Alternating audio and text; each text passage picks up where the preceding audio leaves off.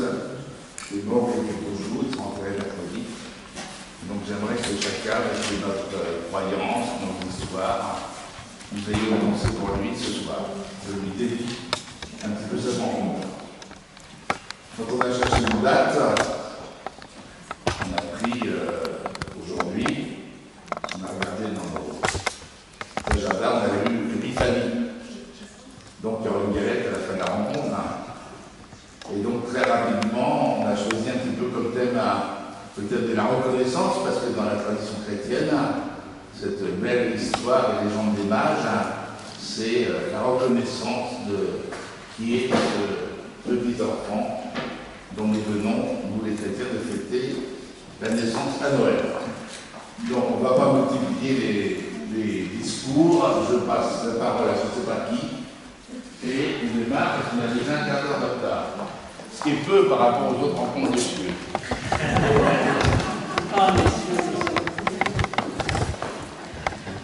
Et merci beaucoup de votre accueil.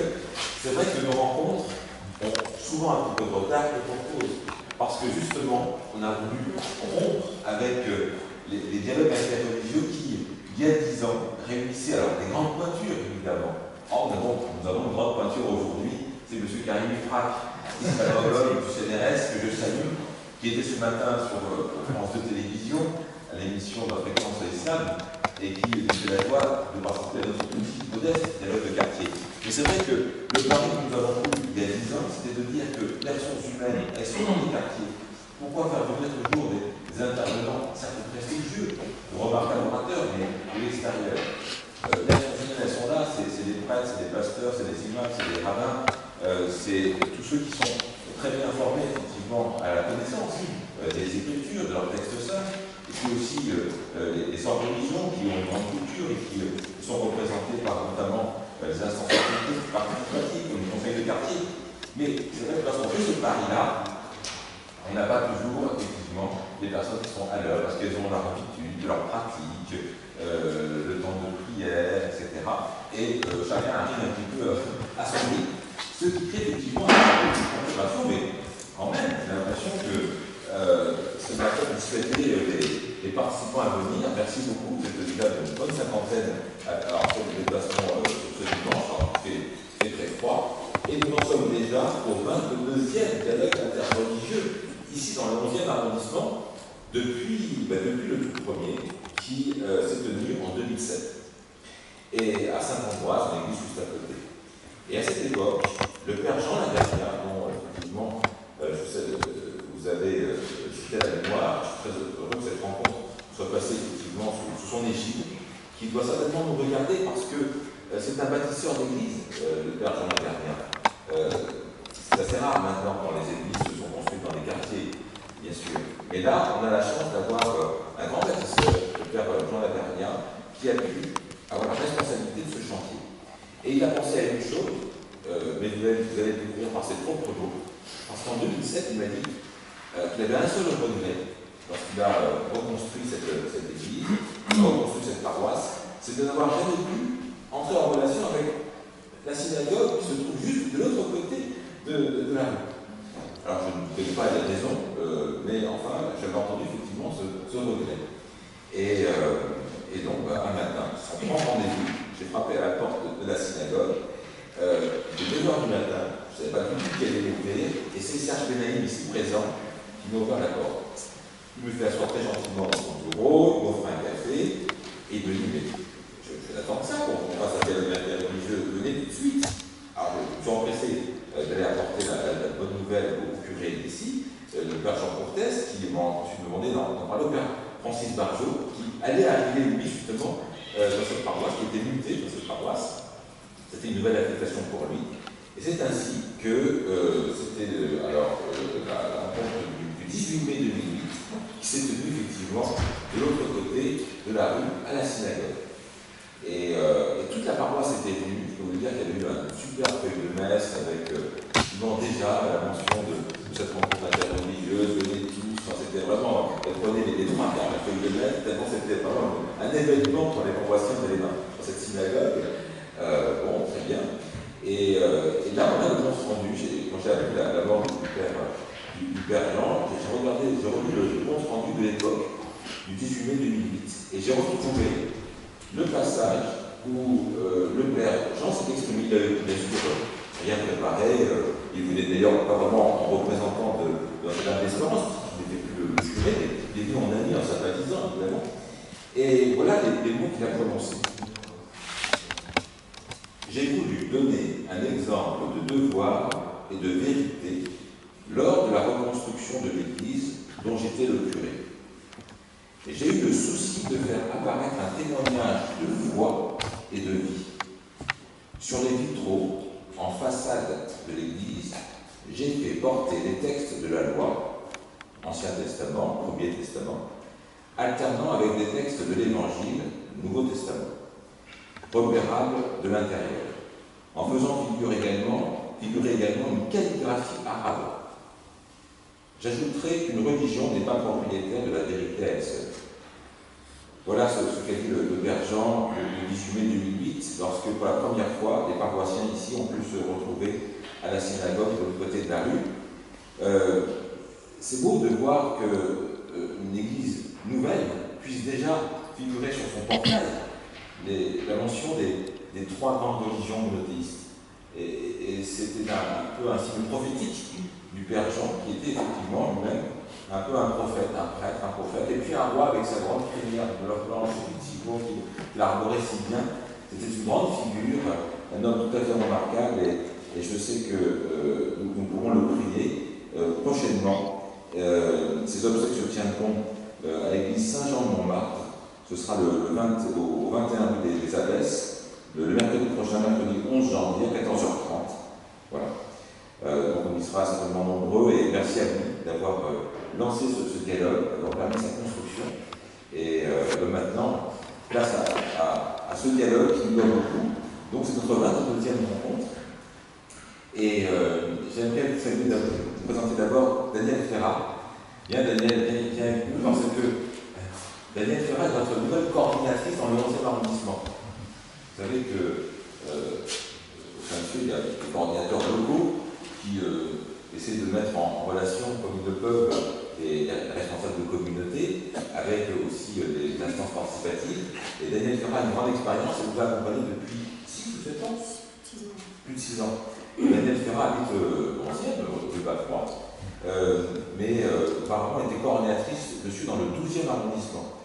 Avec une grande pagode de Vincennes, qui se trouve sur le territoire de Paris et qui participe aussi à nos activités. Bien sûr, avec la mairie aussi, qui accueille nos rencontres régulièrement, et puis les trois grandes religions, juives, chrétiennes et musulmanes.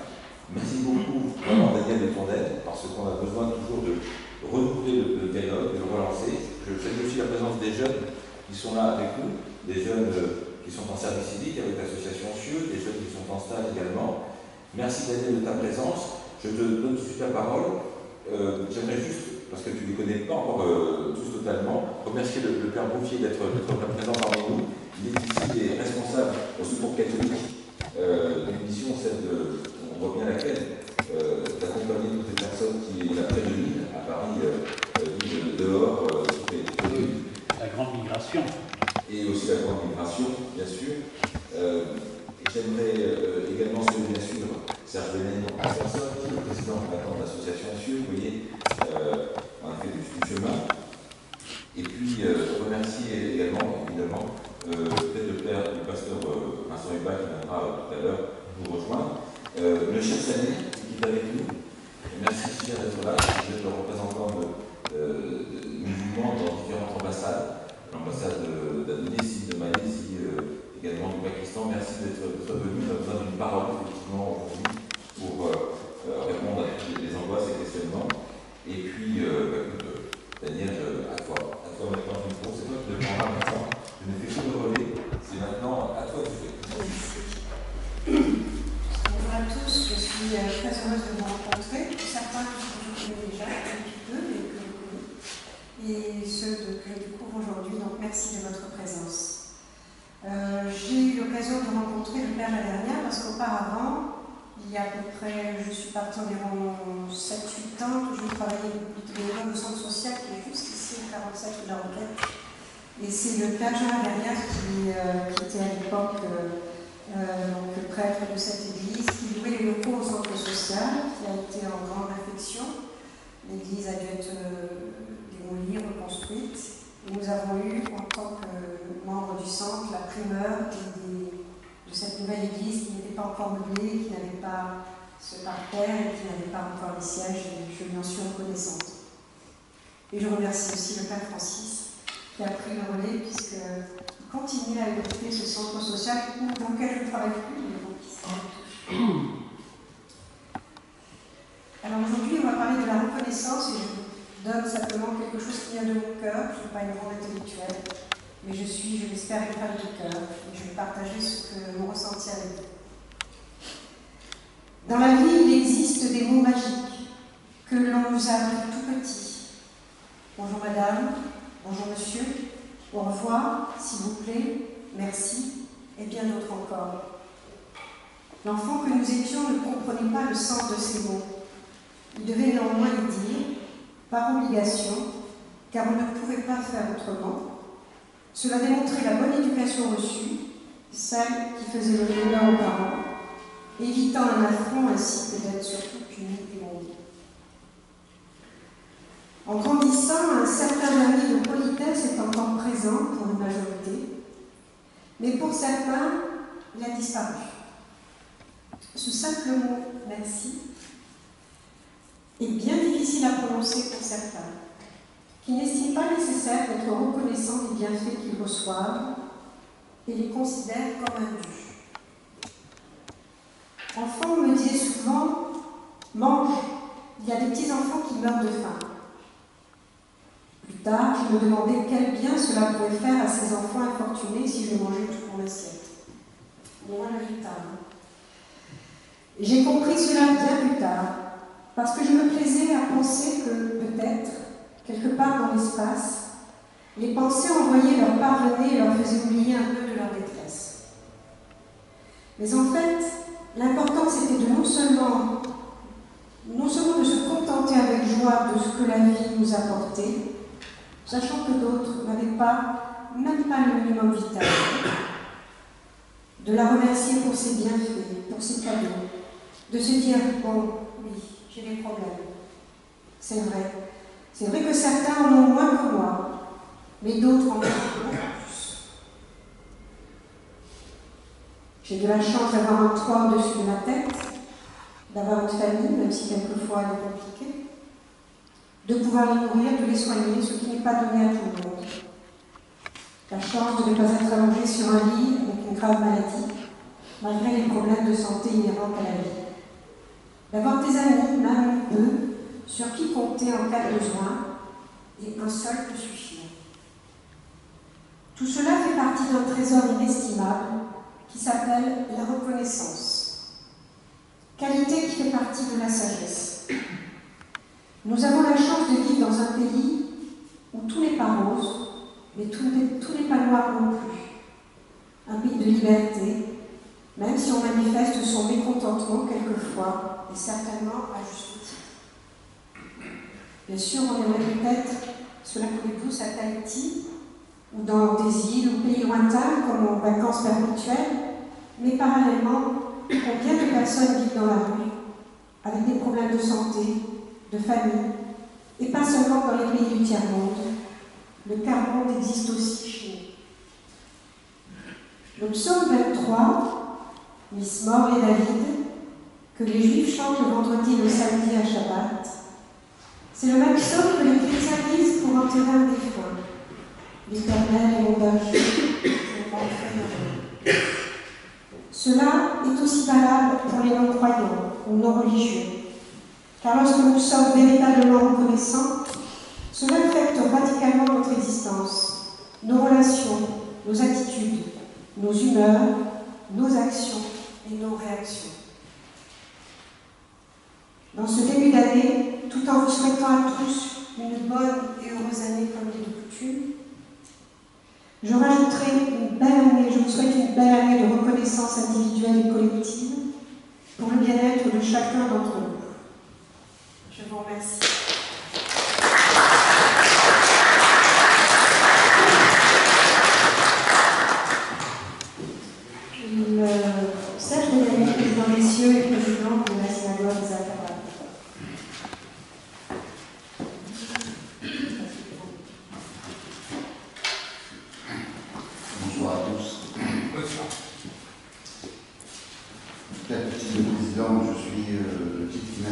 statut, c'est d'être un ami de Père Barjot, et ça c'est un titre qui m'honore davantage que tous les présidents. Je pense que je serai plus longtemps ami du Père Barjot que je serai président de la synagogue en face, il va falloir changer. J'ai bien entendu qu'on se retrouvait ce soir pour parler de reconnaissance. Alors en parlant dans plusieurs langues, on n'a pas la même richesse et opportunité de décomposer, de décortiquer le mot reconnaissance. C'est-à-dire on connaît quelqu'un et après on le reconnaît. Quelle est cette répétition? Quelle pourrait être l'origine de cette répétition? Pour installer mon propos, j'aurais besoin de vous raconter deux anecdotes qui sont vraies, vécues. Une première, vous savez, je participe chaque fois à des constructions, et puis pour des élus rendre hommage au Père Jean, c'est que si nous avons fait des travaux à la synagogue de la Roquette, c'est parce qu'on était un petit peu jaloux de l'église d'en face. Donc les gens nous disent oui, c'est bien, c'est une bonne idée, c'est le Père Jean qui m'a fait un petit peu picoté pour le faire, et puis pour m'animer. Mais comme on est responsable communautaire, on a l'habitude d'aller demander de l'argent pour faire ceci, pour financer une action. Et je me suis retrouvé un jour devant mon rabbin de Paris. Il dit, j'ai remarqué un truc incroyable. Il a fallu du temps. Il dit, parce qu'en fin de compte, Dieu n'a pas de distributeur automatique d'argent. Il n'a pas installé. Dieu n'a pas de banque. C'est-à-dire, on n'a jamais vu la banque, mettez votre argent dans la banque telle, vous allez voir, dans 3%, etc., ou 5%. Et Dieu, comme tout l'argent du monde lui appartient, le met dans la poche de Jean Radin. Il dit au moins eux, ils vont le garder. Et quand j'en aurai besoin pour donner à un tel, eh bien je sais où trouver, je lui dirai, tiens, voilà, un tel il va faire un geste, et un tel il va se casser la tête pour récupérer. Et en fin de compte, je vais me servir d'intermédiaire comme ça. Ça, c'est une première. Deuxième petite histoire, c'est qu'une fois on raconte dans le monde des Juifs ashkénazes que le roi, en plein hiver, l'hiver rigoureux comme celui-ci, arrive dans un village, un peu plus grand qu'un village, bloqué par la neige, et puis d'un coup on dit voilà, le roi arrive avec ses troupes, et puis il va falloir l'héberger. Alors tout le monde se précipite, machin, et il y a un gars. C'est une réflexion qui est très connue dans les hébreux chez nous, les Yacoub Meller, qui court et qui va inviter le roi. Alors les gens me disent, tu es complètement fou, le roi. D'abord, ça va coûter plus cher de recevoir le roi. En plus de ça, si tu avais reçu un général ou un soldat, un capitaine, ils se promènent tous avec des belles couvertures, des beaux vêtements, il va te laisser quelque chose à la maison. Le roi se déplace avec des ministres. Tu aurais pu recevoir un ministre, tu lui rappelles, tu dis, rappelez-vous, tel hiver, je vous hébergez chez moi, et j'ai besoin d'un permis de construire, j'ai besoin d'une licence d'importation, un truc comme ça, et tu aurais rendu service. Mais le roi, il ne peut pas faire de différence, tu indiques le roi, il ne va rien te donner, parce qu'il dit, moi je suis le roi, tout est à moi, et je ne peux pas faire de l'installer, à toi je te donne, à l'autre je ne donne pas, je suis venu dans ce village, je vais lui donner à tout le monde. Et c'est un mauvais calcul que d'aller chercher le roi. Le roi, qu'est-ce qu'il va donner à part sa reconnaissance? Et en fin de compte, ce petit juif qui avait couru pour héberger le roi, il a dit, recevoir beaucoup d'un ministre, recevoir beaucoup d'un général, d'un capitaine, d'un soldat qui aurait quelque chose à me donner, cela ne m'intéresse pas.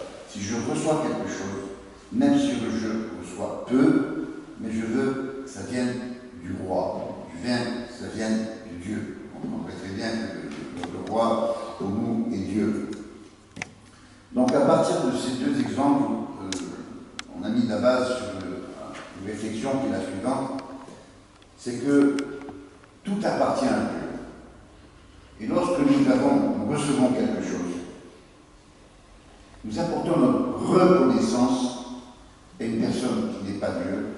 Mais pourquoi on connaît cette personne, on le reconnaît? Pourquoi cette doublure, ce deuxième étage, c'est qu'en fin de compte, on remercie la personne qui nous a fait du bien, la personne qui nous a aidés, la personne qui nous a aimés.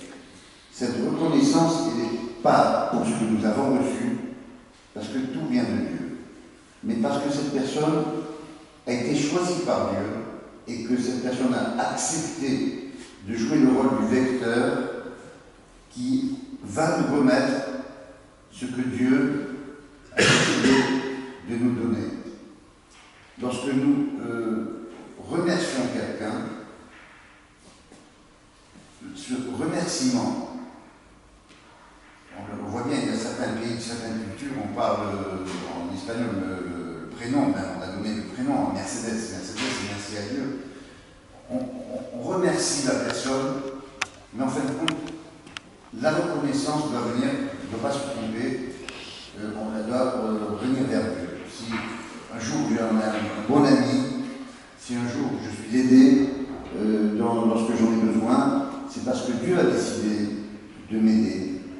Si je suis aimé, c'est parce que Dieu a décidé de me donner une part d'amour et que tout simplement Dieu a choisi de désigner telle personne pour me porter ce dont j'ai besoin, pour me porter ce dont j'ai besoin et matériellement et dans le sentiment par amour.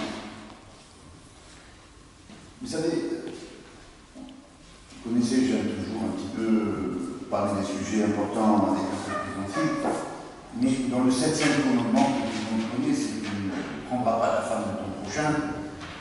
Et la question c'est si elle est belle, et il dit non. C'est pourquoi?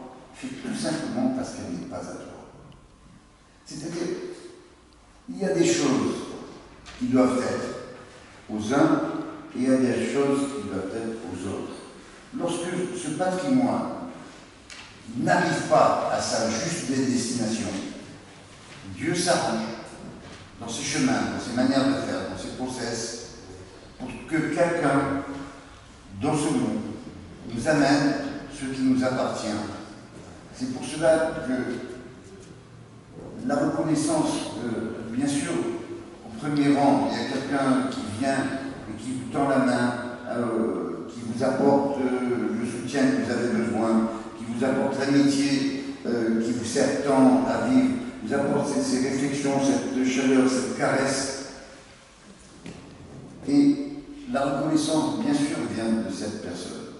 Mais cette personne, lorsqu'elle vous apporte ce dont vous avez besoin, ce qui vous appartient, en fin de compte, ce que Dieu a décidé de vous donner, de vous attribuer, c'est que cette personne a eu la grandeur d'avoir été choisie par celui à qui tout appartient, celui qui a décidé que telle affection, tel sentiment, telle richesse devait vous parvenir et qu'il a choisi des intermédiaires, des ustensiles qui sont nous les hommes pour aller porter cette bénédiction à cette personne qui, lui, va recevoir et qui, lui, va être reconnaissant.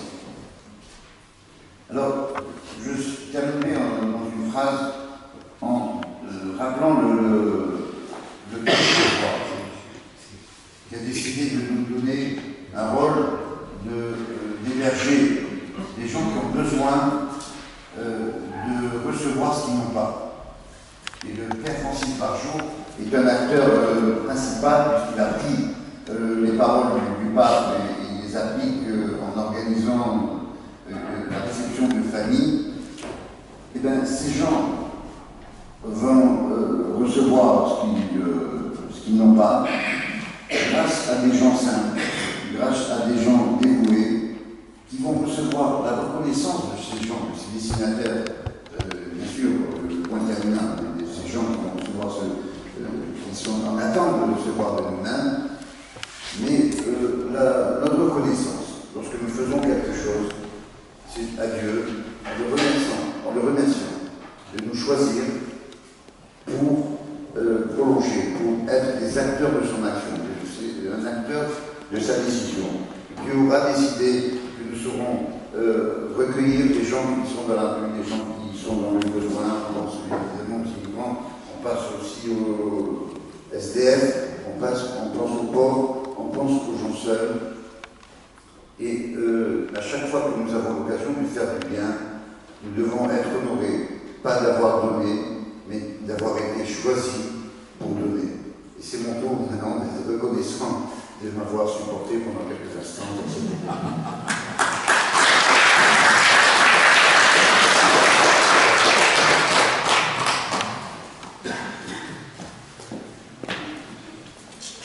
Merci beaucoup, Serge, toujours tes anecdotes et ta générosité. Et c'est ça aussi, en fait, les dialogues interreligieux, on a la chance d'en profiter, héritent aujourd'hui de ceux qui ont grandi, notamment de l'autre côté de la Méditerranée, comme Serge en Algérie, et qui ont vécu la cohabitation entre juifs, musulmans, chrétiens. Danielle Ferrat, donc nouvelle coordinatrice de Cieux, a vécu aussi en Algérie. Elle était scolarisée en tant que jeune enfant juif, mais dans une école chrétienne, et ses voisins étaient bien sûr musulmans. Et donc ils savent ce que c'est que cette convivialité interreligieuse. Et quand ils parlent tout du cœur. Je ne sais pas si dans 15 ou 20 ans, les gens comme moi seront capables de faire la même chose. Mais si ça vient naturellement chez eux, si ce charisme est là, c'est parce que justement, ils l'ont expérimenté tous les jours dans leur vie familiale. Alors nous allons, la reconnaissance, ce n'est pas simplement un jeu sur les mots, c'est un long chemin. C'est pas la grande vadrouille. C'est suivre une étoile. Quelle étoile? Qui est-elle? Quel nom? Pourquoi la suit-on? Qu'est-ce qui déclenche? Nous allons voir avec le texte qu'on a lu dans la liturgie de dimanche, aujourd'hui, un beau texte que vous connaissez sans doute. Et je me dis peut-être qu'on peut se donner 2 minutes pour le relire lentement. Et je vais, voilà, dans l'évangile de Matthieu, qui a été écrit vers 85-90, c'est-à-dire en gros 60 ans après la mort de Jésus. Et alors, voilà, c'est pour ça qu'il fallait un écran. Je vous le lis lentement, parce que je crois qu'il faut garder des mots, fut-il si grand, je ne sais pas. Voici que des mages. Des mages. Alors le mot aujourd'hui, ça fait penser à une secte, et puis c'est magique, tout le monde dit « Oh mais c'est magique !» Comme si c'était un potage magique qui nous guérissait, qui nous soignait. Les mages, on va voir, ce sont des gens étonnants. D'abord parce que c'est un peuple. On va voir ça. On va revenir sur les mages. Parce qu'ils vont nous faire un chemin à l'intérieur de nos terribles de reconnaissance. Je ne joue pas sur le mot de renaissance. Et il demande à Jérusalem, à Yerushalayim, la ville de la paix. On lui demande au roi, au grand roi Hérode, mais où est le roi des Juifs? C'est une provoque, hein? On va demander au roi, mais où est le roi qui vient de naître? Ah, alors là, le qui vient de naître, nous avons vu se lever son étoile. Tiens, il y a une étoile, parce que les mages, on va voir, ce sont des grands scrutateurs de l'avenir. Ce sont des scrutateurs de... Quelquefois, on nous dit, mais qu'est-ce qui t'a fait faire ça? C'est sous quelle étoile? Ton étoile intérieure, c'est quoi? Quel nom a-t-elle pour te faire ça? Ah, c'est très intéressant ces questions. Et nous sommes venus nous préparer devant lui. En apprenant cela, le roi Hérode fut pris d'inquiétude et tout Jérusalem avait crié. Alors là, c'est complet. Il a réuni tous les chefs des prêtres, vous vous rendez compte? Disons de tout Juda et tous les fils d'Israël. Oh là là, on sent vraiment que c'est tout Israël est en remue-ménage. Alors on sent bien que ce texte qui a été écrit après la destruction du temple, après que les Romains aient cassé quand même pas mal de choses et c'est pas fini, et on sent bien qu'il y a une question forte pour ceux qui porte le message depuis des siècles que le Dieu unique aime les hommes. Oui. La liturgie d'aujourd'hui a des psaumes formidables qui vont nous servir. Il avait en quel lieu devait être le Messie, Macha, celui qu'on attend loin, celui qui a reçu l'onction. Ouais. Qu'est-ce que vient faire ce Messie? C'est un nom, premier nom. Et alors, avec elle, justement, c'est dit par le prophète. C'est le prophète. Voilà l'écriture, les prophètes. C'est très bien. Donc de toi sortira un chef. Pourquoi à Bethléem? Bethléem parce que c'était le père de David, celui qui a reçu l'onction. Le Macha, le Messie, le Christ. Même mot. Voilà ce qui est écrit par le prophète. Et toi, Bethléem en Judée, tu n'es certes pas le dernier parmi les chefs-d'œuvre de Judée, car de toi sortira un chef qui sera le berger d'Israël, mon peuple, vous vous rendez compte? Messie, chef, berger. Ça y est, les titres sont en train de sortir. On va savoir, on va avoir des noms qui vont préciser que nous sommes en train de chercher. Alors, Hérode qui joue un rôle, qui convoque les mages au secret pour faire préciser à quelle date l'étoile est apparue, et il les envoie à Bethléem comme messagers, et allez vous renseigner avec précision sur l'enfant. L'enfant. Il n'y a pas de nom à l'enfant. Alors on dit, oui, c'est Jésus. Bah, le texte ne dit rien. C'est l'enfant. C'est ça qui est sympathique ici. Peut-être qu'il va falloir lui donner le nom de cet enfant. Et quand vous l'aurez trouvé avec ces mots, comme j'aille moi aussi concerné dans lui, ces paroles de voix, il part. Et les voici repartis. Ils viennent d'Orient, on va voir. Ils font un parcours, entre parenthèses, l'étoile n'a pas bougé. Là, ils vont continuer, mais parce qu'ils ont l'indication du prophète. C'est le prophète qui les déplace. Sur ces parcours du roi, ils partiraient là, voilà que l'étoile, qu'ils avaient vu se lever à l'Orient, et qui n'a pas bougé,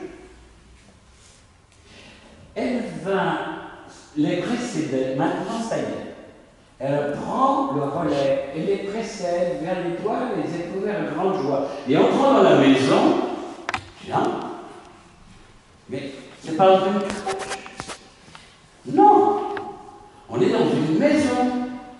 Ça veut dire que ce n'est pas un récit de la naissance de Jésus.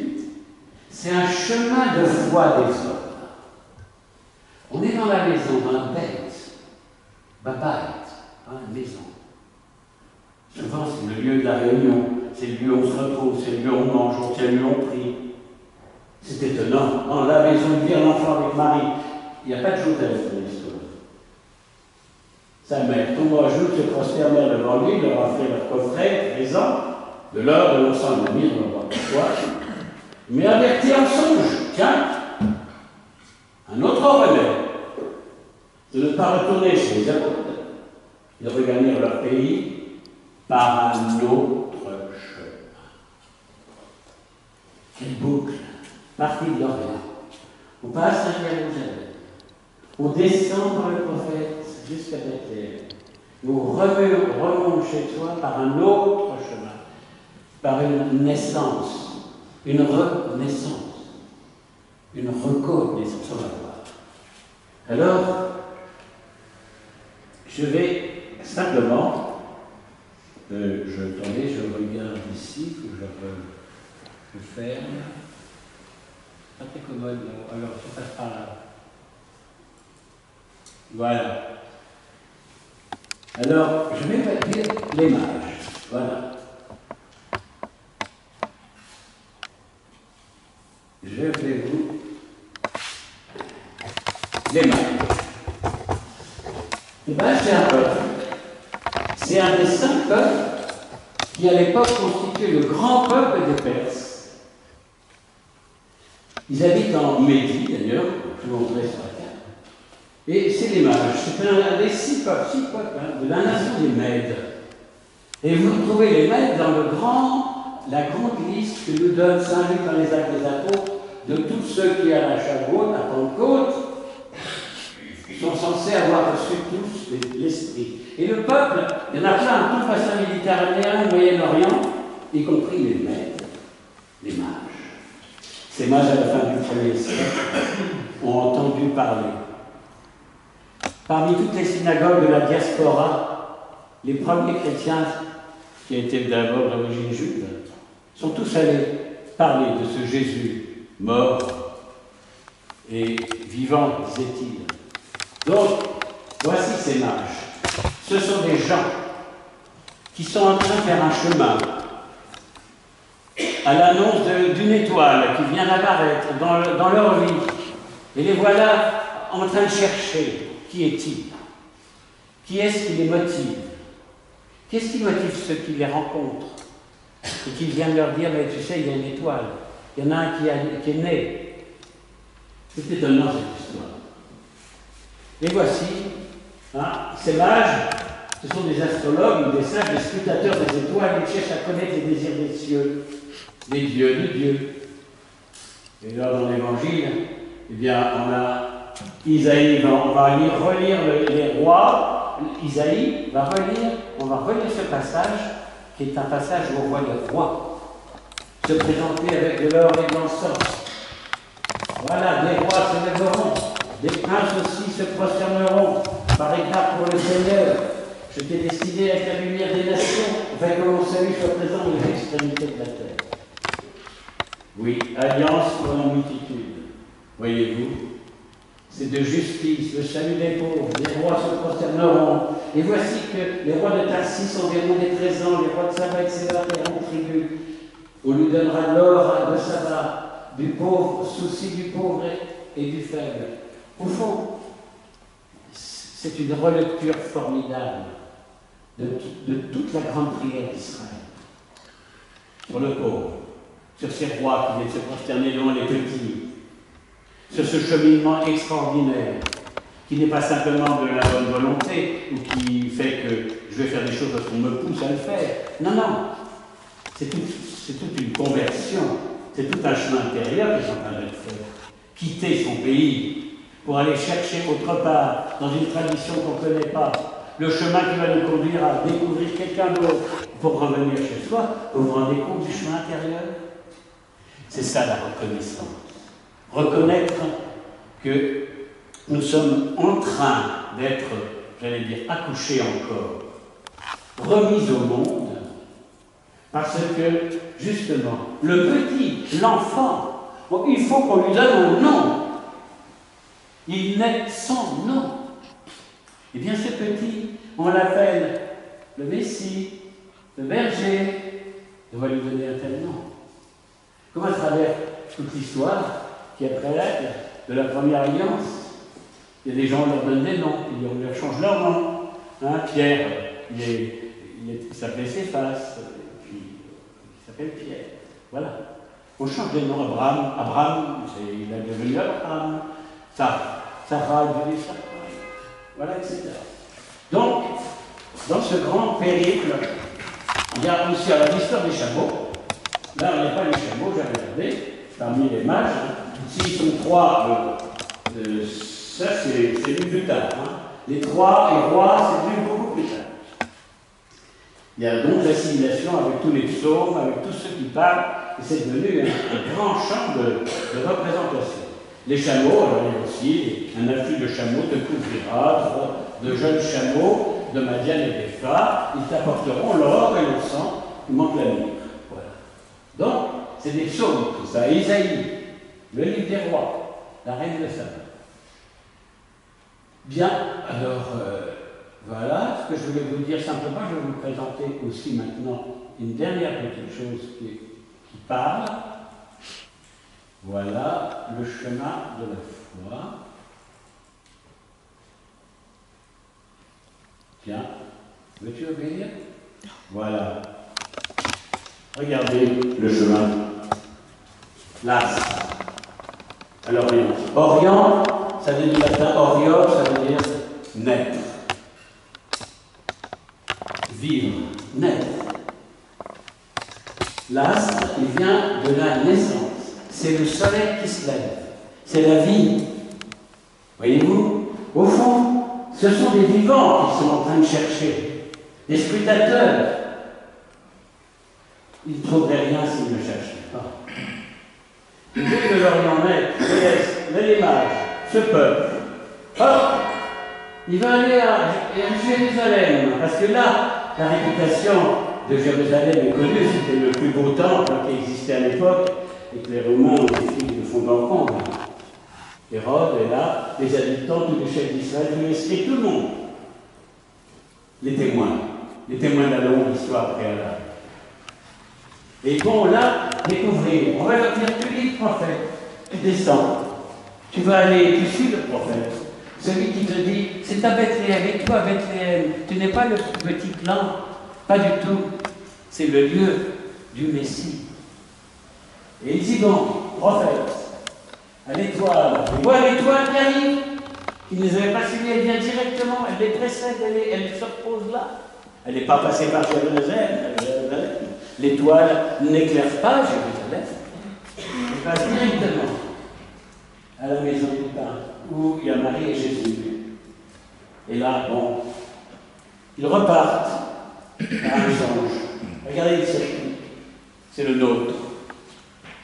Quand on revient chez soi, à l'intérieur de soi, après avoir fait une grande navigation qui peut durer des années, qui peut durer des recherches, on va dans les lieux où on pense qu'on va trouver ce qu'on cherche. Maintenant, les mages, le peuple, symbolique de tous ceux qui ont entendu le message de la première annonce et de la deuxième, eh bien, les voilà retournés chez eux avec leur nom, un nom. Ils reconnaissent qu'il y a eu un don en celui qui n'avait pas de nom, l'enfant. Et c'est avec ces noms-là, berger, Messie, chef d'Israël, berger, etc., qu'ils vont retourner chez eux avec une nouvelle stature, c'est-à-dire de témoin, à transmettre qui est ce petit enfant qui plus tard va mourir et dont on fera le récit 70 ans plus tard, en Matthieu et en Luc. C'est une longue histoire, c'est la longue. Voyez-vous, nous ne sommes pas chefs d'Israël, mais nous sommes enfants, on peut être bergers, on est Bessie, parce que les chrétiens disent qu'ils ont été oints, donc ils sont aussi Christ, frères et sœurs, fils et filles de Dieu. C'est un des titres qu'on nous a donnés, et c'est ça la reconnaissance. S'identifier pour dire merci. On ne dit pas merci comme ça. On ne se force pas à dire merci, mais quand on a envie de le dire, et qu'on peut le dire, et qu'on a des raisons de le dire, alors là, la reconnaissance est réelle, efficace, pleine de vie. Au fond, voyez-vous, merci à tous ceux qui ont constitué avec les psaumes, avec Isaïe, avec le livre de Samuel, avec tout ce qui constitue la réflexion qui nous a précédés et que nous héritons, et qui a été le grand berceau dans lequel nous, enfants, nous avons grandi, nous en sommes sortis et nous sommes rentrés en Orient dans notre lumière. Voilà.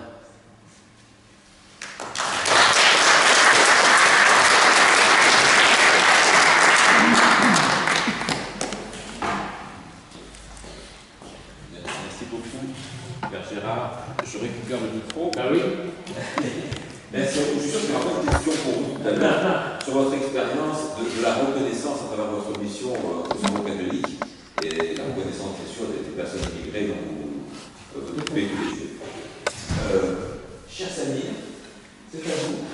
Merci beaucoup, cher Samir. Vous êtes donc imam de plusieurs mosquées et j'allais dire au sein de plusieurs ambassades, celle du Pakistan, celle de l'Indonésie, celle de Malaisie. Vous venez souvent nous voir. La fois dernière, c'était pour répondre à quelques questions de France TV5. C'était la synagogue de la Roquette avec Sarfenaï. Et je suis très heureux que vous reveniez dans le pratique. Et bonsoir tout le monde et bonne année, bonne année pour tout le monde.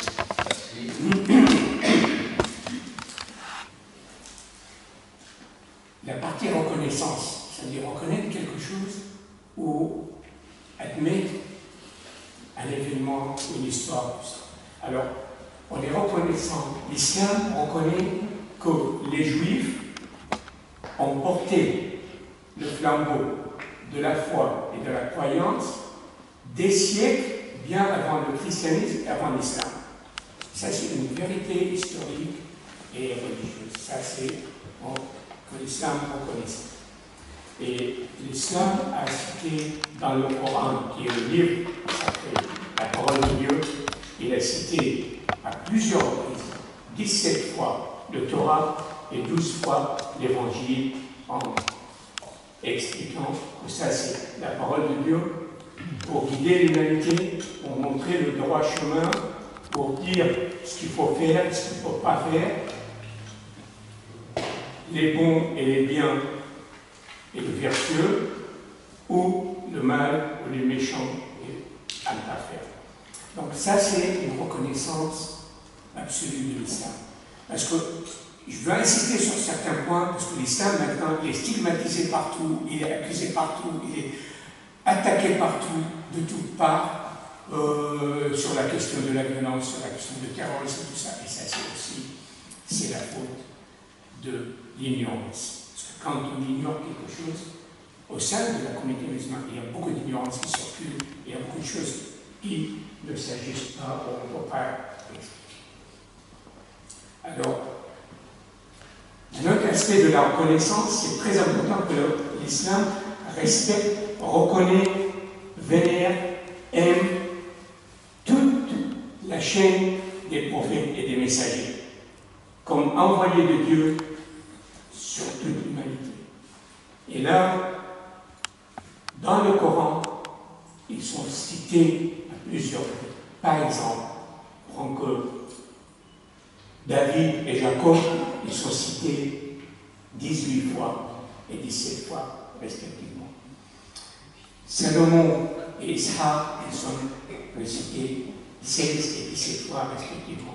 Adam et Jésus, il est cité dans le Coran 25 fois. Adam, 25 fois. Noah, 43 ans, 43 fois. Abraham, 63 fois. Champion de toute catégorie, Moïse, 131 fois. Pour vous dire que ça c'est la reconnaissance et la tolérance de l'islam. Il n'y a pas lieu à la stigmatisation. On ne reconnaît pas, on reconnaît, on respecte. Mais pas seulement les prophètes et les messagers. Toutes leurs épouses, descendants, enfants, sœurs, tout ça. L'islam respecte et vénère et aime. Et chaque fois que c'est mentionné, qu'il soit Notre-Dame, la Vierge Marie, la maman de Jésus, ou l'autre Mariam, Marie, la sœur de Moïse et d'Aaron. Esther, Rebecca, Sarah, Ajar, Ruth, tout ça sont respectés et vénérés par l'islam. Leurs descendants, leurs pères, tout ça. Alors, sur la question de le dogme ou la croyance de la foi, l'islam aussi reconnaît très bien tout ce que cette chaîne de prophètes qui ont dit. Et pour couronner et finir, pour être pareil, la reconnaissance de l'islam de tout ce qui, par exemple, la prophétie de Zacharie. La prophétie de Zacharie, c'est approuvé et validé par l'islam. Qu'est-ce qu'il dit la prophétie de Zacharie? Elle dit toutes les nations vont se retrouver à Oshalim, Jérusalem, un jour de Sukkot. Ceux qui savent qu'est-ce que c'est Sukkot. Un jour de Sukkot. Et pour reconnaître, et ça c'est la reconnaissance ultime, pour reconnaître l'Éternel. Ce sera la prospérité, ça c'est la suite de la prophétie de Zacharie, ce sera la prospérité pour toutes les nations de la terre, le jour où l'Éternel sera unique et unique sera son nom. Point. Et si vous êtes amateur de textes, tout ça, parce que je vous conseille de coller sur les textes de Torah et d'Évangile, tout ça, ça c'est de Zacharie 14.9. ou si vous lisez de droite à droite, c'est Zacharie 9.14. Collé au texte, les textes, ça c'est notre guide, ça c'est la parole. Ça, les hiéroglyphes sacrés, ça c'est les textes. Et ça c'est ce que je vous ai cité, ça c'est les textes qui sont de Zacharie 14.9. Je ne suis pas obsédé textuel, donc, mais ça c'est celui qui veut savoir davantage sur ce texte. Et ça c'est la reconnaissance de l'éternité de Dieu et de l'unicité de Dieu. Ça c'est une reconnaissance que nous tous, qui suivez tous ces prophètes et messagers et qui ont suivi, nous suivons aussi les trois grandes religions monothéistes, judaïsme, christianisme, islam, nous devons être reconnaissants. Surtout à Dieu qui nous a créés avec cette dose de foi et de croyance pour croire et pour respecter et aimer toutes ces religions-là sans aucune distinction. Et au début du Coran, il dit ceux, les musulmans, qui suivent le prophète, qui croient en Dieu, en ses anges, tous les anges, les archanges, Gabriel, ou les anges, les petits anges comme à tous, sur les épaules. Ça, c'est la reconnaissance aussi de la grâce de Dieu et de la lumière qu'il nous a donnée à être comme ça, croyant et avoir la foi. Donc, ça, c'est la ultime reconnaissance à Dieu, à ses prophètes, à ses anges, à ses paroles dans les livres sacrés, le Torah, l'Évangile et le Coran, et sans aucune distinction. C'est marqué dans le Coran. Nous croyons dans tous ces prophètes et messagers sans aucune distinction. On ne peut pas dire celui-là était plus performant, celui-là il a prêché plus, tout ça. Ils sont tous à égalité.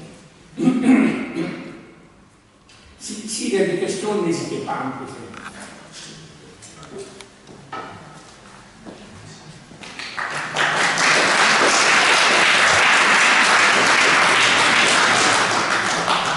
Merci, cher Samuel. Merci pour cette très bonne introduction au texte, justement, puisque nous avons la chance d'avoir un analyste, un islamologue avec nous. C'est un peu fréquent dans nos rencontres, c'est des rencontres de quartier, où participent les représentants des lieux cultes, avec les représentants également des instances participatives. Et tout à l'heure, je donnerai la parole à M. Vincent-Omer, qui a bien voulu être parmi nous également pour une parole en ce sens, mais sur la reconnaissance. Mais Karim, merci de venir, vraiment, merci de l'honneur que vous faites. Parce que on est toute chose, évidemment. Non, c'est une tribune très importante. Mais en même temps, on a besoin aussi d'être éclairé. Il faut brancher le micro là. Non, non, celui dans la main n'est pas branché. Il faut pousser la petite.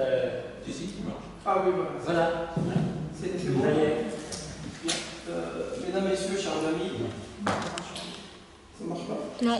Si. Je vais juste peut-être le rapprocher un peu plus. La bande technique qui marche tous les jours.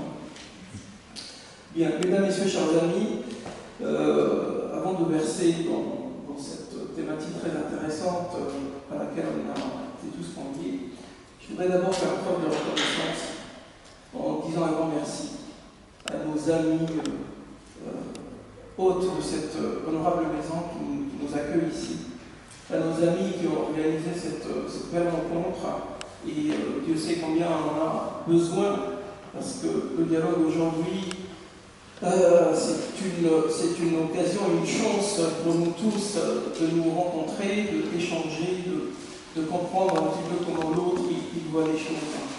Et bien évidemment, merci à vous toutes et tous d'être venus ce soir nombreux.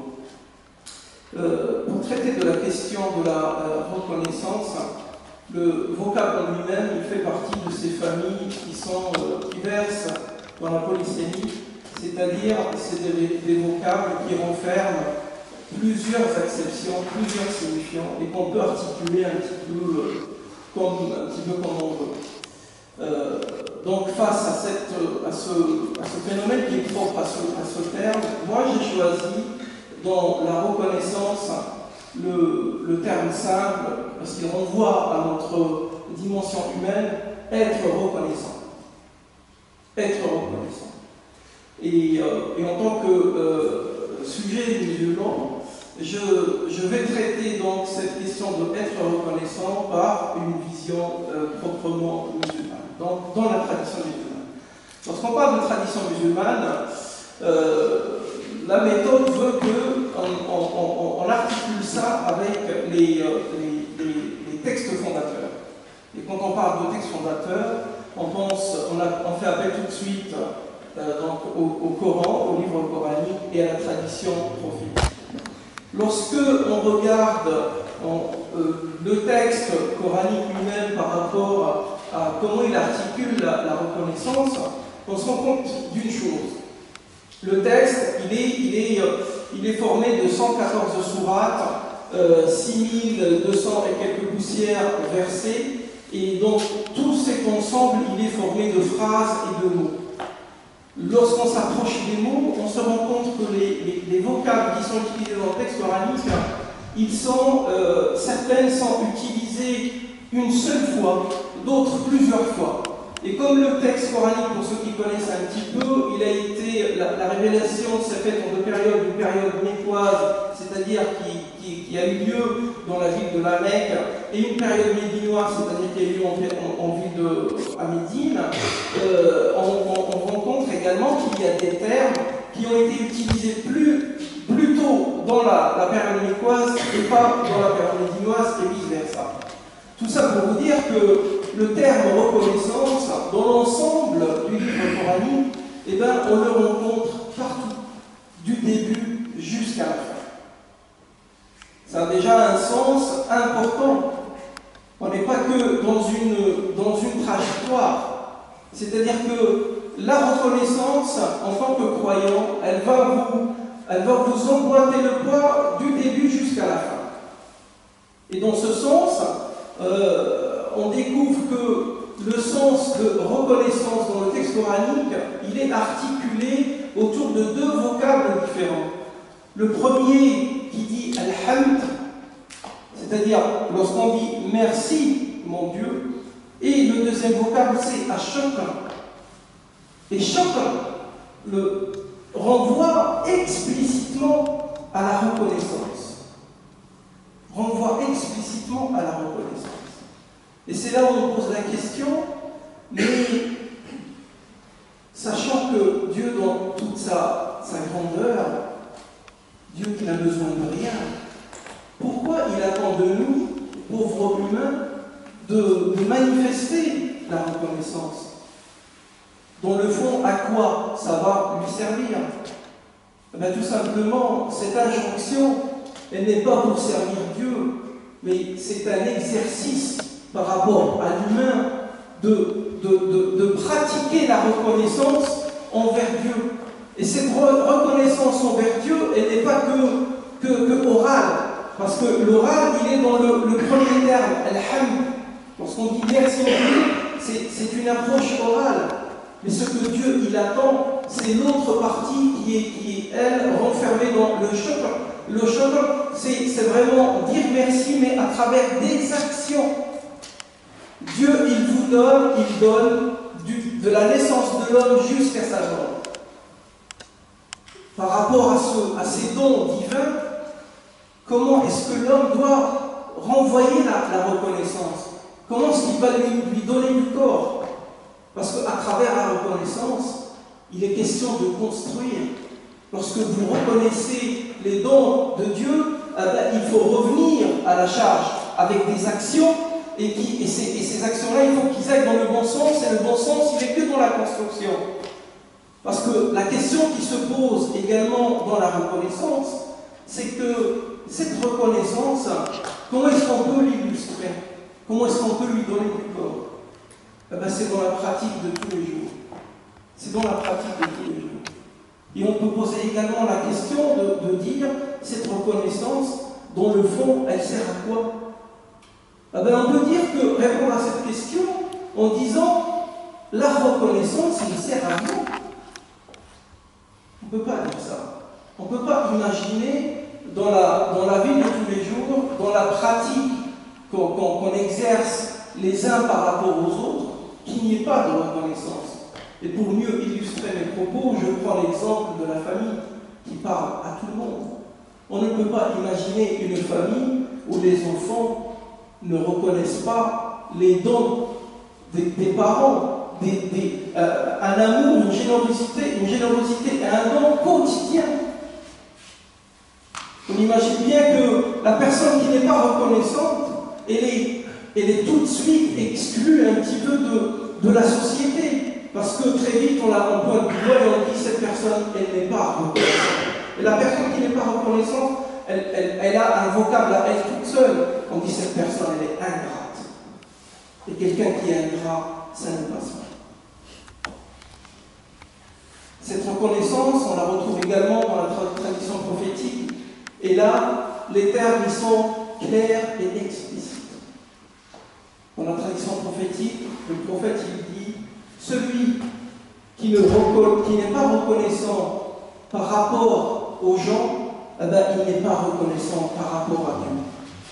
C'est-à-dire que lorsqu'on veut être reconnaissant par rapport à Dieu, eh ben, il faut être reconnaissant aux gens. Ça pose également une deuxième question. Je l'ai dit tout à l'heure, le terme de la reconnaissance dans le texte coranique, il est double, il est à la fois oral et il est également dans l'action. Et on peut se poser la question, pourquoi il y a cette double approche?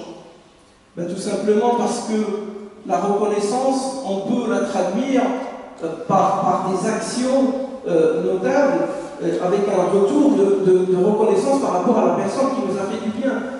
Mais dans le cas où on est incapable de rendre le bien par des biens matériels, eh bien, il reste des mots simples, comme elle l'avait dit notre sœur tout à l'heure. On commence par dire merci. Merci est le début et la porte de la reconnaissance. Et pour sortir un petit peu du discours théorique et aller dans une reconnaissance plus pragmatique, et là, je voudrais parler en tant que musulman. Je ne m'accapare pas le droit de parler au nom de la communauté musulmane, mais en tant que musulman, je pense alors quelques droits. La communauté musulmane en France, qui fait partie des jeunes communautés tout azimut ici en France, bien souvent, malheureusement, on entend des gens qui disent « Mais qu'est-ce qu'elle a fait, la France, pour nous ?»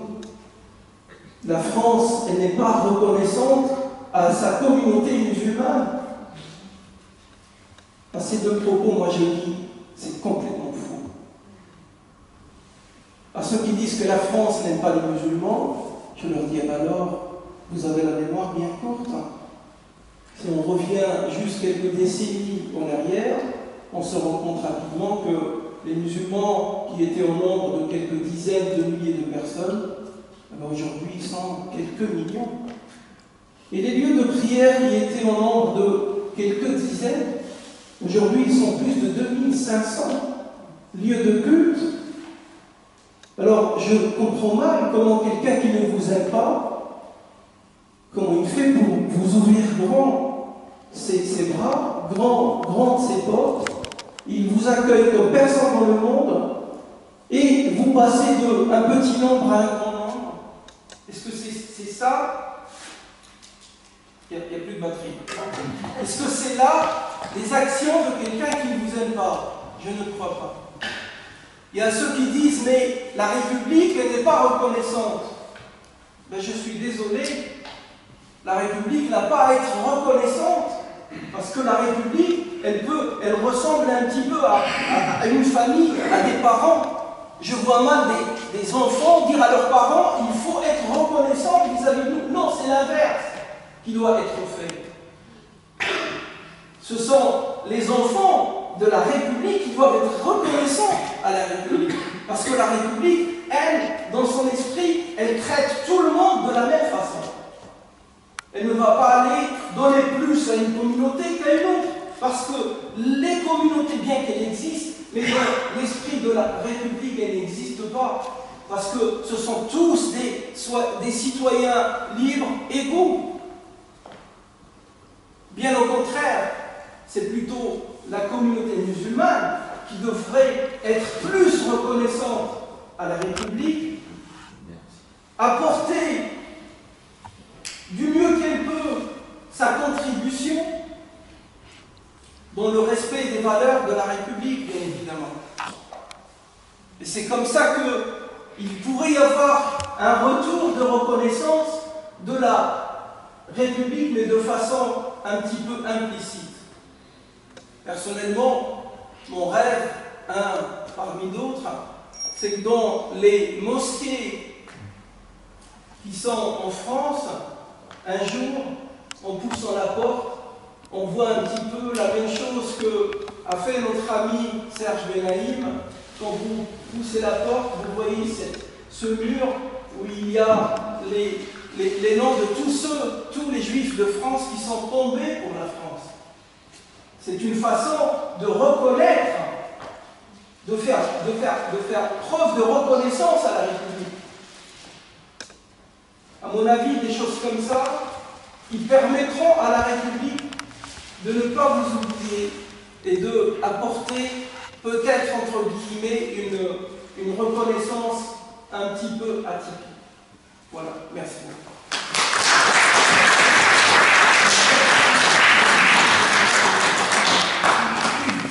Merci Karine. Pardon pour ce problème technique. Alors, reconnaissance pour reconnaissance, merci à Daniel Ferrat qui a permis effectivement que Karine Frappe soit là, puisque Karine nous avait invité effectivement à l'Assemblée nationale et Daniel Ferrat peut se déplacer, et là vous êtes bienvenue venir jusqu'à nous. Merci pour tout. C'est vrai ce que vous avez dit. La reconnaissance est vraiment cultivée dans l'islam, mais aussi dans toutes les communautés religieuses en fait, parce qu'une communauté religieuse qui ne cultiverait pas la reconnaissance, évidemment, créerait le désordre en son sein et puis chacun partirait de son côté. Et c'est bien parce que les communautés religieuses apportent de la reconnaissance qu'un certain nombre de personnes qui en sont privées, parce qu'elles ont perdu un travail, parce qu'elles ont perdu un conjoint, frappent à la porte d'une communauté, d'une église, d'une mosquée, d'une synagogue, d'un temple bouddhiste, et là, essaient de trouver une reconnaissance. Et nous, ce qu'on essaie d'apporter dans l'association CIE, c'est simplement d'inviter ces mêmes communautés religieuses qui font remarquablement fructifier cette fraternité, cette solidarité, cette reconnaissance, qui puissent apporter ce savoir-faire aux autres, finalement, à ceux qui manquent, qui sont privés de reconnaissance sociale, qui finissent par regarder le quartier, finalement, de manière négative, parce qu'elles sont regardées elles-mêmes de manière négative, qui finissent par rejeter le monde, que toute cette reconnaissance apportée dans une communauté, on puisse aussi l'apporter, offrir un réseau relationnel dans le quartier à ceux qui manquent de reconnaissance et qui, très justement, savent où la trouver ici dans les communautés. Merci pour tout ce que vous avez dit. Alors justement, c'est la petite transition qui nous mène vers le quartier, vers les conseils de quartier, vers les instances participatives. Monsieur le maire nous fait la joie, on a fait la joie de venir jusqu'à nous. Il va s'exprimer et après lui, ce sera au tour de la représentante de la communauté civique de l'association, Jacqueline Roy, qui doit être ici.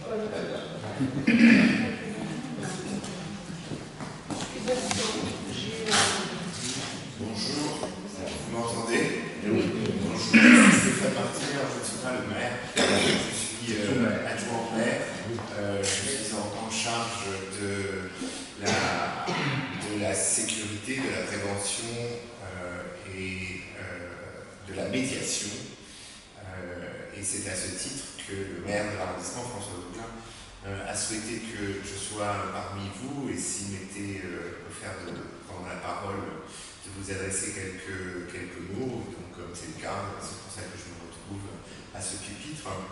Je voudrais associer ma collègue Spin Weber, qui se trouve au premier rang, qui est là, je suppose, à titre individuel ou associatif, mais qui est aussi élu donc, du 11e arrondissement, qui parle de la majorité municipale, mais qui est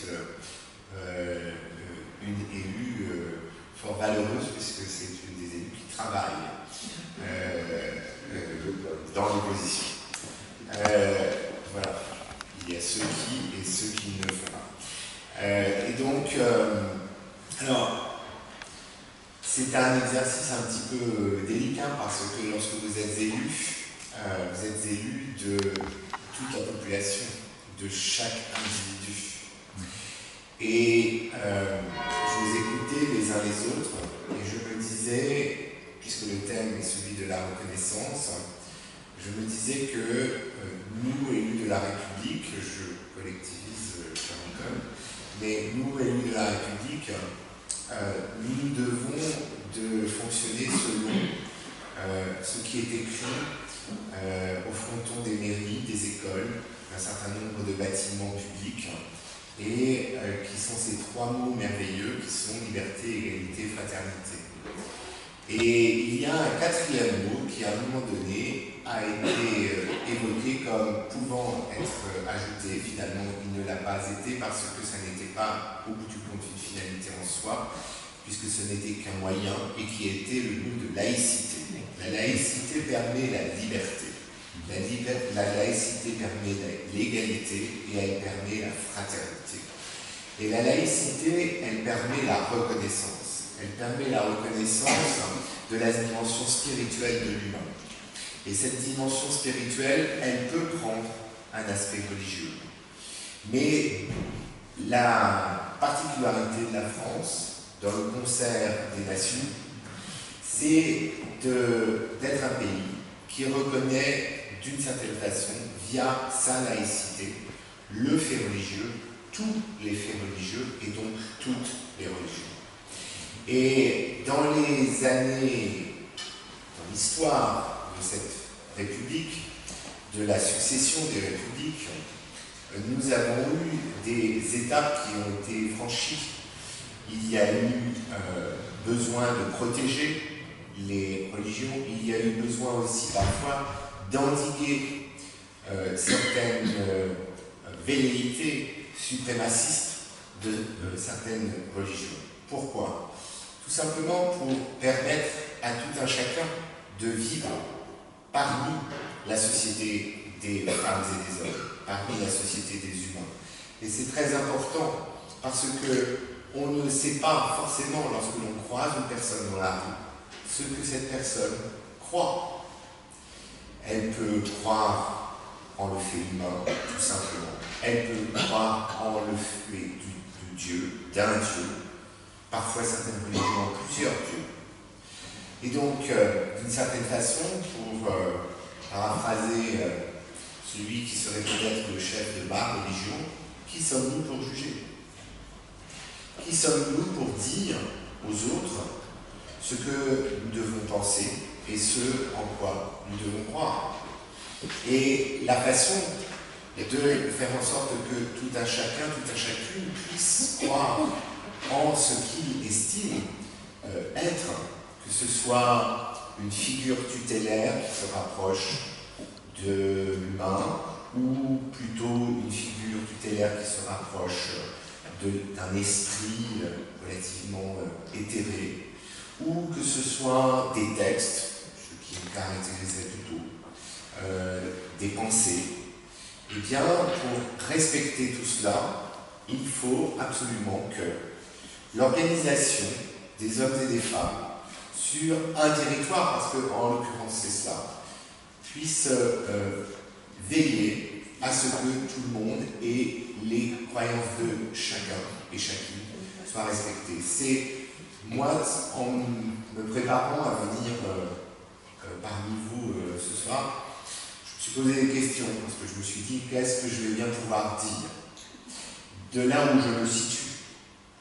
Et je me suis dit que ce qui était important comme message, probablement, en tout cas c'est celui qui se rapproche le plus, ça je le sais, de ce que pense le maire de cet arrondissement, probablement de ce que pense la maire de Paris, c'est de vous dire que la République française, la mairie de Paris, feront tout pour faire en sorte que les uns et les autres, vous, mais nous, puissions exercer notre droit de croire, notre droit de pratiquer une religion, de ne pas pratiquer une religion, mais surtout de veiller à ce que règne la concorde entre nous, que nous soyons d'accord sur un certain nombre de principes qui permettent à toutes et à tous de vivre ensemble. Le 11e arrondissement a été, dans les 2 années passées, le théâtre d'actes sanglants menés au titre d'une soi-disant religion. Je n'ai pas l'impression que ceux qui participent de la religion musulmane se retrouvent dans ces personnes. De la même façon, je pense que nombre de chrétiens, catholiques ou protestants, ne se sont pas retrouvés dans les actes d'un certain nombre de fanatiques qui, à d'autres moments de l'histoire de ce pays ou du monde, ont cru qu'il était possible, d'une façon suprémaciste, d'imposer la religion catholique, par exemple. Donc, aujourd'hui, il est important que tout le monde puisse vivre ensemble. Il est important, pour rejoindre le thème du débat, de reconnaître les autres. Car si l'on connaît et reconnaît les autres, alors on leur donne une liberté. On les traite dans l'égalité. Et on est prêt à ouvrir son cœur pour la fraternité. Merci.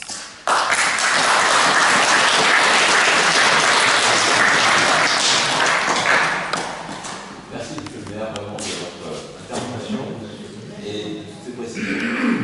Justement, nous avons, lorsqu'un représentant de la mairie ne peut venir, une représentante des instances participatives. Parce que c'est une façon effectivement de donner la parole au point de vue, je dirais, religieux, mais d'un point de vue citoyen. Et pouvait-il y avoir une meilleure représentante dans le 11e arrondissement que Jacqueline Roy. Je crois que j'aurais l'unanimité, effectivement. Chère Jacqueline, on t'attend.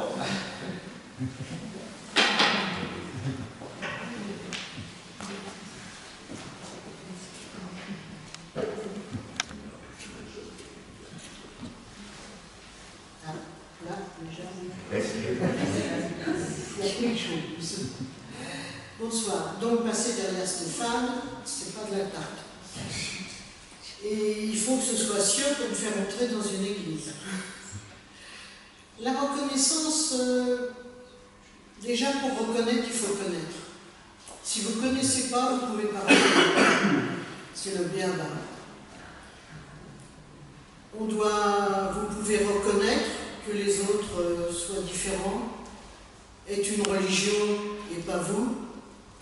Mais il ne suffit pas de reconnaître qu'il faut l'accepter. L'accepter, ça ne veut pas dire aimer tout le monde. C'est loin de là. Mais le fait de reconnaître à quelqu'un le droit de faire autre chose que ce que vous faites, ce que vous pensez, c'est de lui accorder le statut d'être humain. Avant tout, d'être un humain pensant, en espérant qu'il pense comme vous, enfin, ou presque, qu'il ait l'esprit ouvert et qu'il soit bien dans sa tête et dans son corps, ce qui n'est pas une évidence.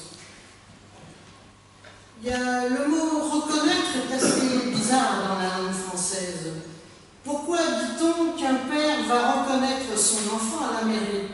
Si c'est le sien, je ne pense pas qu'il ait besoin de le reconnaître. Normalement, il doit simplement savoir que c'est le sien. Qu'il aille. Normalement. Je suis d'accord. Vous savez ce qu'on dit. Maman sûr, papa peut-être. Bon. Mais normalement, on va inscrire à l'état civil une nouvelle personne. Pourquoi a-t-on besoin de le reconnaître, puisque de toute façon, par la force des choses, il est là. Donc c'est un mot qui est assez bizarre. On reconnaît un bienfait, on reconnaît un malfait. On reconnaît un ami, un voisin. On va reconnaître une personne parce qu'elle était sur une photo, ou parce parce qu'un autre a fait quelque chose. Donc je pense que le fondamental de la reconnaissance, c'est la connaissance, parce qu'avec la connaissance, on accepte que l'autre soit différent, que l'autre ait, puisqu'on est ici, une autre religion, qu'il a le droit de croire en ce qu'il veut, mais il a aussi le droit de ne pas m'imposer sa religion. Donc il faut que je sois reconnue dans le fait que moi je ne crois en rien, sauf en moi, bien sûr. Comme on dit, charité bien ordonnée commence par soi-même. Donc la reconnaissance est à double sens. Alors, est-ce que nous sommes capables de reconnaître toujours dans le bon sens? J'en suis pas aussi sûre que ça. Mais que je reconnaisse que d'autres puissent penser différemment. Il y a des fois, je me dis que ça m'ennuie énormément, mais je l'accepte.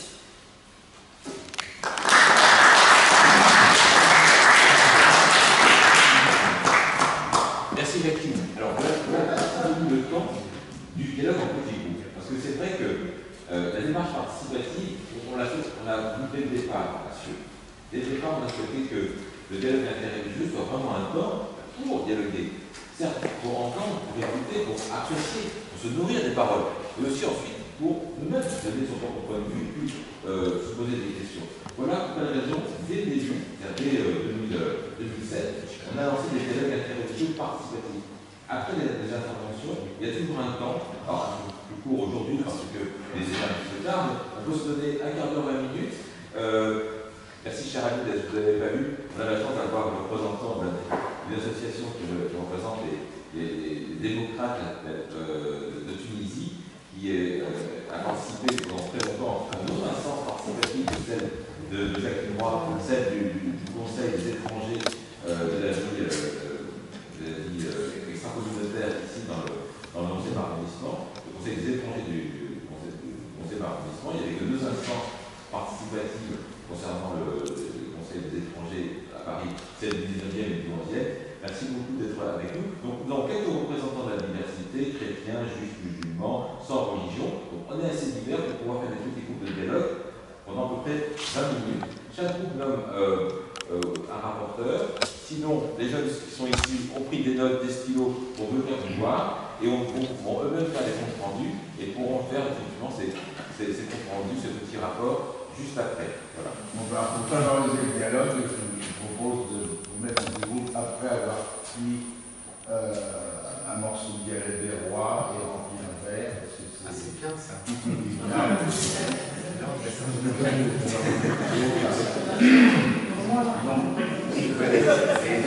personnels de service sont en grève.